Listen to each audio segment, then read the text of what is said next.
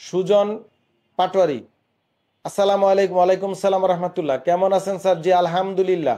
বিগত 4 মাস যাবত আমার পায়ের পাতার মাংসের ও হাঁটুর রানের পাতার মাংসে প্রচুর ব্যথা এবং ব্যথা হাঁটে ঝিঝি করে। একজন ডাক্তার দেখেছি, তিনি আমাকে মিগালিন 5 ও ডিনোভা 375 দেন, খাওয়ার পরেও কোনো কাজ হয় না, কোনো পরিবর্তন হয় না। একটা ব্যায়াম দেন। আমার 29 বছর বয়স, ওজন 78 কেজি, উচ্চতা 5 ফিট 6।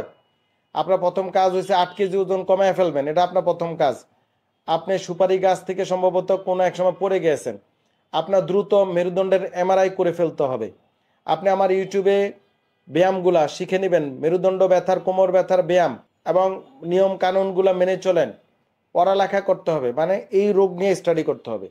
আমার ইউটিউব ফেসবুকের প্রতিটা ভিডিও এবং রুগীর কথা শুনলে এমনি আপনি অর্ধেক ডাক্তার হয়ে যাবেন এবং আপনি নিজে চিকিৎসা নিজে করতে পারবেন ইনশাআল্লাহ।